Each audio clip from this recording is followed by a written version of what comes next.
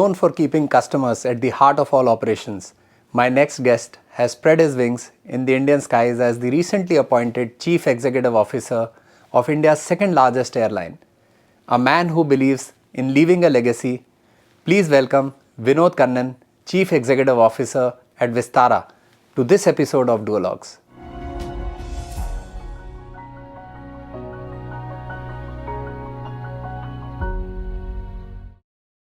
So Vinod, thank you for agreeing to do this episode of Duologues with me. I'm sure this is going to be exciting for many reasons. And I believe one of the reasons is that how attractive aviation industry has been for a lot of people, including myself. You know, if I go back in my childhood, getting raised in a small town called Gwalior, looking up the skies for the aircraft, sometimes to land into the aerodrome in Gwalior that time, I was very fascinated looking at the aircrafts. So I'm sure this is going to be extremely exciting. So to begin with the conversation, I think naturally the thought which comes to my mind that while this sector is extremely exciting, it is equally challenging also.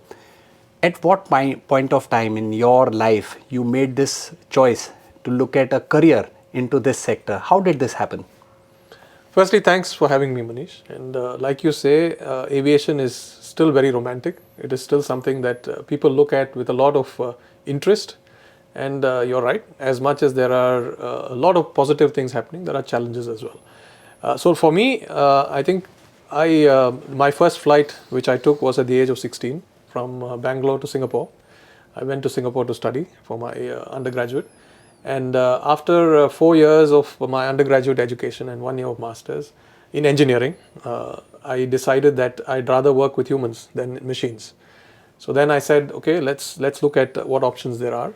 And I'd love to travel. And Singapore is uniquely located and I can travel in that region. I said, Singapore Airlines, of course, was a choice. So my passion for travel. And then, of course, 21 years later, I'm still here. Great. And I understand that in your journey, you've worked with Singapore Airlines, you've worked for the low-cost carrier of Singapore Airlines, which is Scoot, and now you're representing one of the most sought-after airline in our country. And I'm a loyal customer of Vistara, and I'm also extremely happy that in some sense, our avionics division shares a business relationship also with Vistara. I'm extremely thankful to the management of Vistara for that.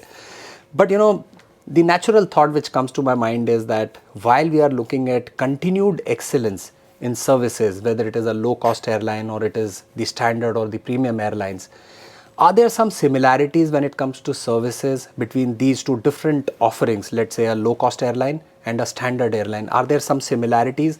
I'm sure safety must cut across irrespective whichever the offering is. Yeah. Are there some similarities and what are the essential differences? How does the economics work? There are definitely a lot of similarities. Safety is one, operational excellence is one. A lot of things are common, regardless of whether you have a full service model or a low cost model.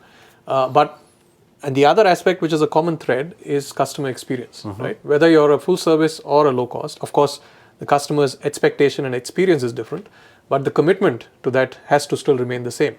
Whether you're a full service carrier, which comes with a few more bells and whistles, or a low cost carrier, which kind of unbundles everything.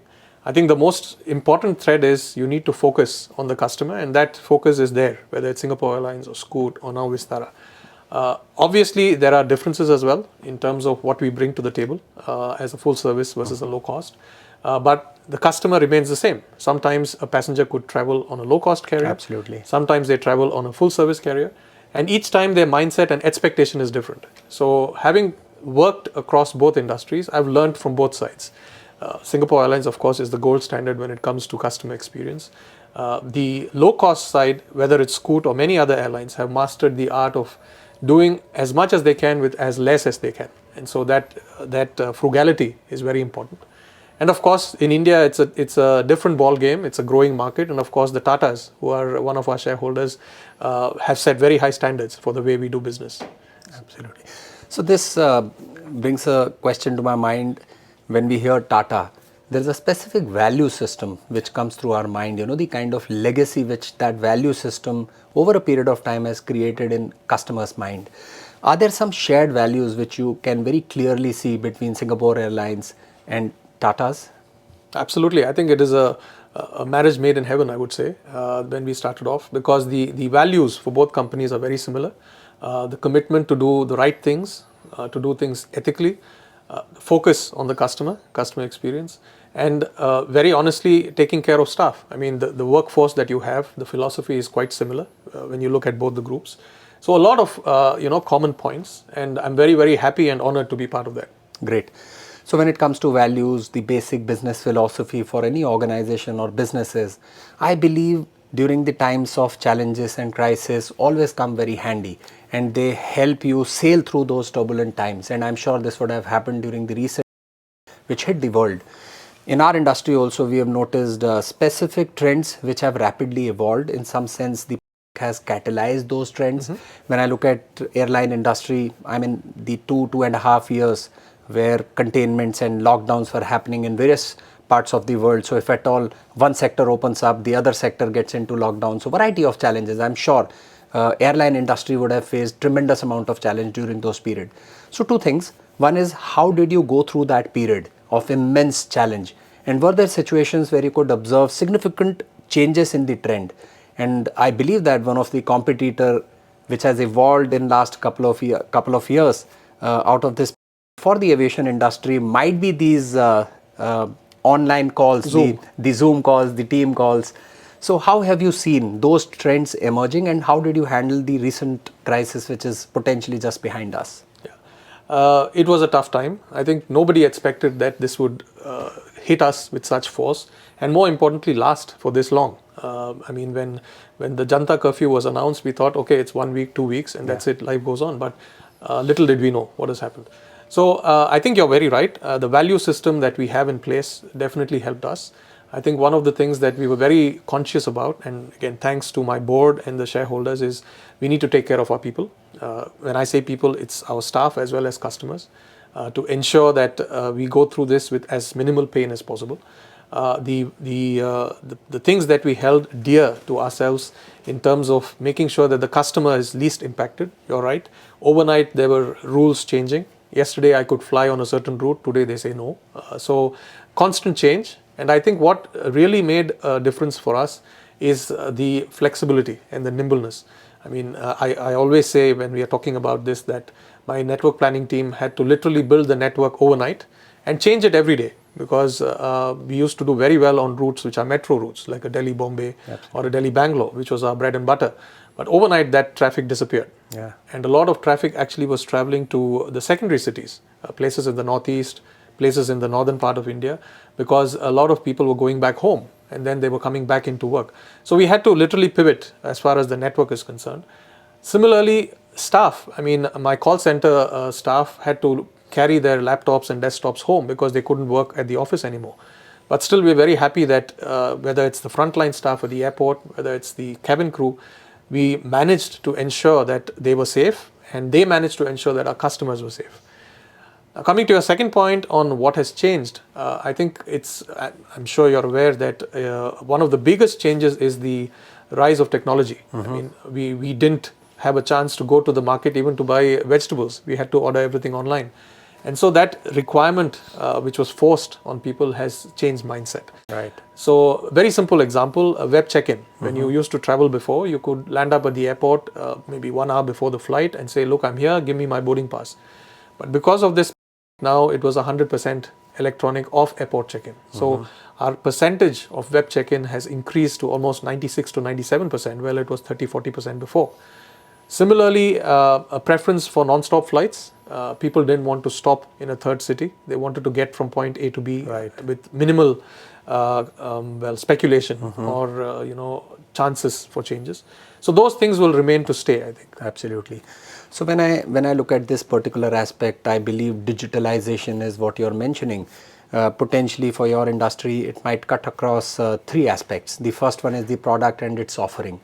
And one thing which I really like about Vistara is the platform which potentially you can utilize on your own device to consume content. And I believe that this is going to further accelerate, and more amount of content seamlessly will be provided to consumers, which potentially would be the second part of it, which is the consumer experience, which you also mentioned, that how on ground it has become more seamless and easy. And third one would be the processes, which run an organization. Would you like to throw some more light on this, that how you as an organization are embracing digitalization faster than your original assumption? I think the significant tailwind, as we call it in airline parlance, which we have, is that we are relatively new when it comes to our the way in which when we were formed. So as my CIO says, we were born in the cloud. We did not have the baggage that many of the other older traditional airlines had. So I think that came as a positive for us. We could scale up. I know we all know the benefits of the cloud infrastructure and the architecture. But what has hastened that is that because of these, whatever we've seen over the last 2 years, coming to product, we know that the customer is looking for certain things. I mean, a simple example is, thanks to you guys now, we'll have live TV in the air, which is something which we've been working on for a while. When it comes to customer experience, I think we are also embarking on projects to improve the way in which we interact with customers. We have a chatbot now. We have a separate module for disruption handling, which is something that we did not have before.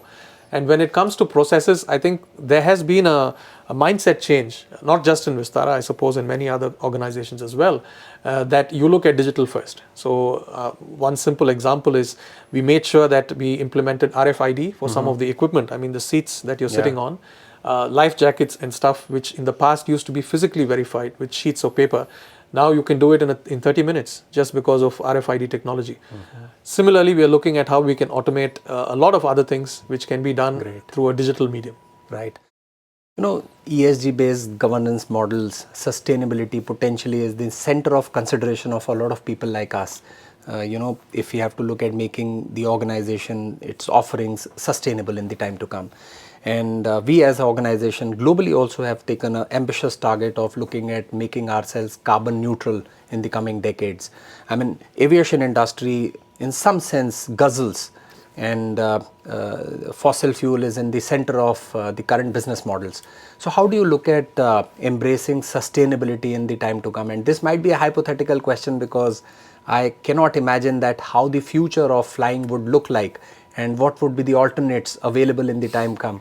Would EV be a reality in the aviation sector also? I'm not sure of that. So would you also throw some light on this aspect? Yeah, so sustainability is a cornerstone for all businesses these days, as you say. IATA, which is the World Airline Body, has said carbon neutrality by 2050. I think that's the target that we're all working towards. And also, to be fair, as much as aviation is called the bad boy, there are worse offenders than us, but let's not go there. The fact is, as far as Vistara is concerned, or any airline is concerned, the biggest addition to the carbon footprint is the fleet that you operate. In fact, 90 to 95% or more of the carbon footprint comes from the fuel we burn, like you rightly said. And the biggest answer you can have to that, or the biggest solution, is to have a young fleet which consumes less fuel. So the more newer the technology is, the lesser fuel you consume, the better maintenance you do, the less fuel you consume. And my average fleet age is only around 3 years. So the fact is that we are perhaps one of the most efficient fleets out in the world. So that in itself creates a good, a reduction when it comes to carbon footprint. But apart from that, other initiatives, like you say, digitalization, some of the other things I said to reduce, usage of paper, fuel. In fact, we optimize fuel uplift and tankering algorithms to ensure we minimize fuel uplift because it's a sustainability and a cost issue. So these things are something that we do. Now, when it comes to the second question on EV and what is the future of aviation, I really don't know. I mean, there's so much work that's being done. There are various models that are coming up. Hydrogen is coming up. We don't know what is going to happen, but I think when it comes to India, usually what happens is for most of these technologies, they start off with smaller distances. It might not be for a very long flight, but it could be for a short 1 hour to 2 hour kind of flight. And India is ideally suited for that because your last mile connectivity is always an issue in a country like India. So hopefully we'll see something in the near future, and we'd love to embrace it. Another trend which I believe many industries witnessed in the backdrop of was that a lot of employees started to prefer continuation of work from home. And there would be many industries, including ours, because we cut across the spectrum of supply chain from manufacturing to back-end operations to field operations, after sales service. And this is a question which keeps coming back to people like us, and not only today, but even when this was bang there in the middle, that should we look at letting people sharing their shoulder with the people who are going out of their homes for essential activities, let's say manufacturing or after sales service, to service a refrigerator or air conditioner of a consumer? Should we then let the back end functions also share their shoulder and be at the office premises? Or should we keep them safe by letting them still confined to their places? But anyway, we took certain decisions. In history, if we go and we can challenge our own decisions. And in your industry, I think it is essential for almost everyone to step out of their homes. And culture today is integral to any organization's responsibility. How do you see this particular perspective, and what is the kind of culture which you wish to create within Vistara? So on the first part around working from home versus coming into work, you are absolutely right. 80 to 90% of my workforce cannot work from home. My pilots can't fly from home. My cabin crew can't serve from home. So the message that I gave my team is we have to be conscious of this. Thankfully, we do have a team that has rallied to the call. So we do have people coming into work most of the time. Of course, for certain roles, we do give them the flexibility to work from home one day a week or so on, depending on how the need is. But yes, majority of us are back. Now, the bigger question that you asked, which is very, very valid, is the organizational culture. So as far as we are concerned, as a young organization, 2 of the years are, I wouldn't say lost, but we had to deal with bringing everyone together through online media, right? I mean, when we restarted people coming into work, there were teams which had not met each other because people had left, people had joined, no one had seen each other for a while. So that was a challenge, and trying to make sure that we keep everyone motivated, keep everyone in touch. But I think the team did an excellent job. Absolutely. We had various initiatives ongoing, we had various aspects that were going on. We do have our own culture credo, as we call it, where we say that we are open. As you can see in our office, you don't have walls, literally. We are also very performance oriented. We also want to be very innovative when it comes to the way we do things. And of course, for a business like ours, we want to be customer centric because that's the name of the game. So we've tried to come up, to rally our forces behind these. And so far, it's been working quite well. Great. I've been a loyal customer of Vistara, and a lot of this can be not only attributed to the standard of service, the punctuality, the way the overall, the cleanliness, the hygiene is being maintained, but I believe it is also about to do the brand Vistara. And how have you seen this journey? I think it has been 7 or 8 years since we started off. So how did the name itself, I'm sure many minds would have gone behind the finalization of the brand called Vistara, and the logo itself, it seems to be very interesting. Can you tell us the story behind this?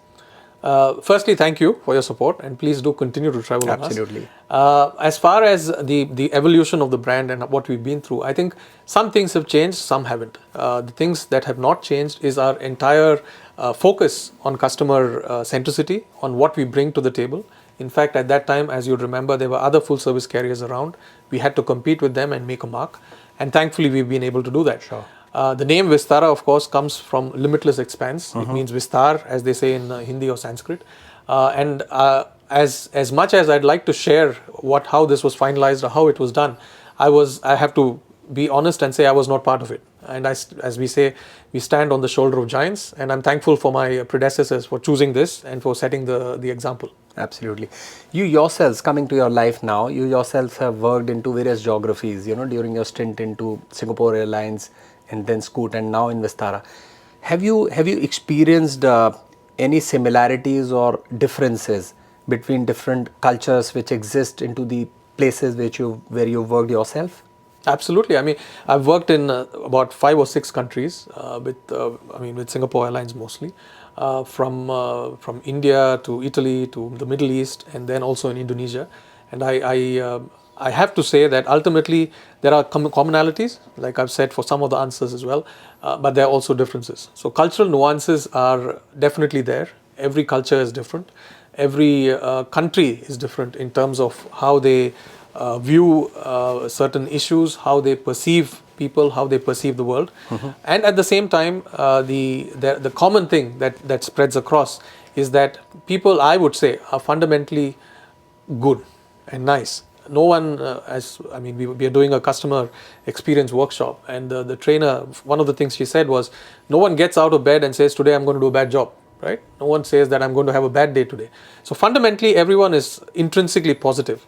You just need to make sure that you guide them in the right direction, and that doesn't change. But the cultural nuances are important. I mean, what you could do here in India or in Italy, you couldn't do in Saudi Arabia, for Absolutely. example. So those, you need to be mindful of that. But fundamentally, things don't change. Yeah. So Vinod, I understand when you decided to take a flight to Singapore, since then how the journey has been, and when you decided to take up a career into aviation industry.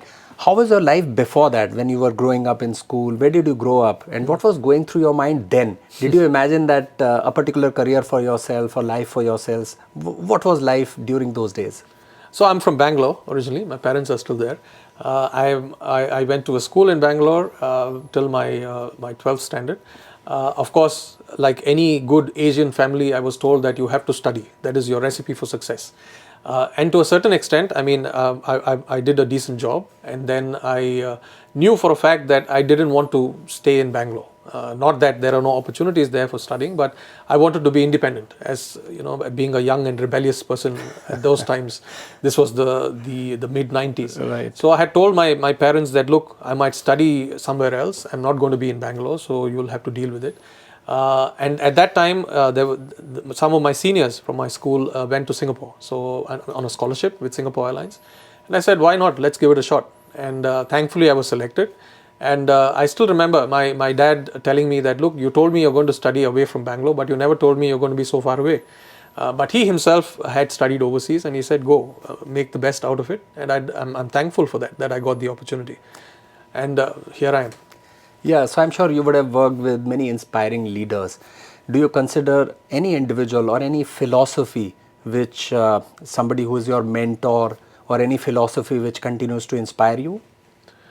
Well, I think I wouldn't say there's one specific person, or I mean, it might sound diplomatic, but the fact is, I learn from everyone. I'm learning from you. I mean, going through this and doing this as an important thing for the youngsters of today, I'm learning from that. I learn from my staff, the way in which they handle a situation. I learn from my bosses. The first job that I had, the one thing that still I remember from my first boss, he said, when you're in doubt, when you want to think or propose something, put it down on paper.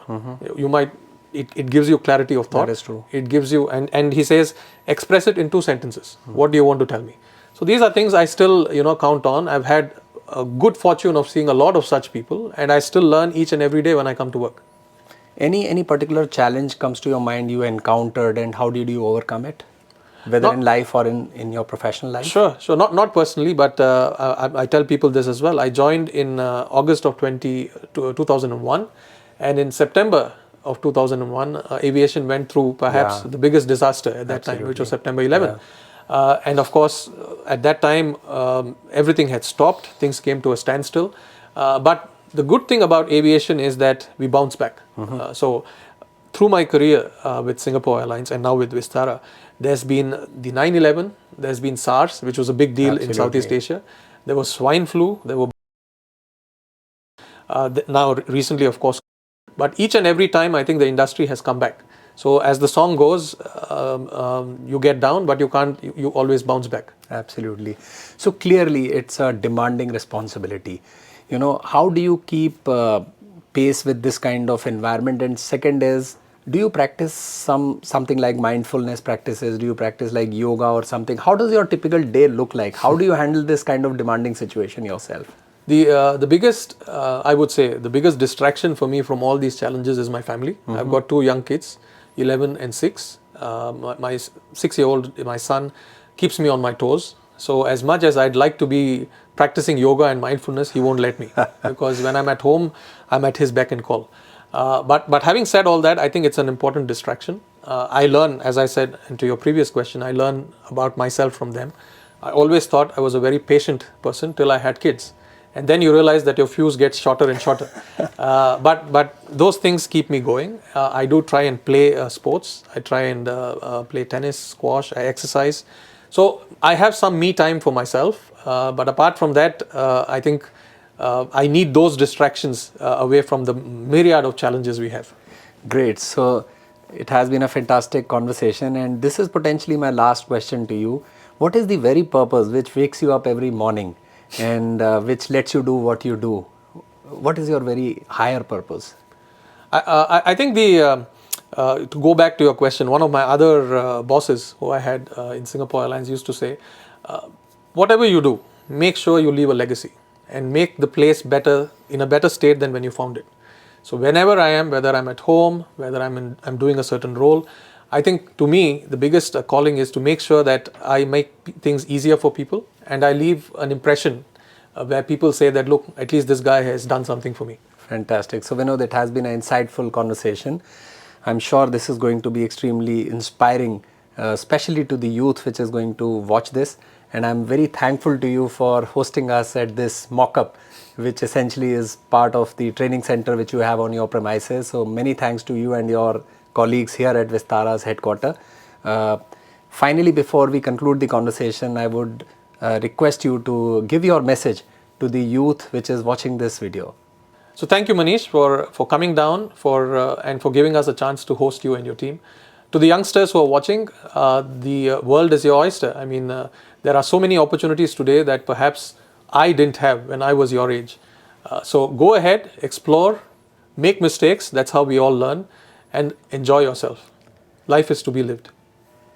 Thank you so much, Vinod. It was very, very insightful, as I said, and I wish you all the best in the time ahead. Thanks a lot. Thanks, Manish. Thank you.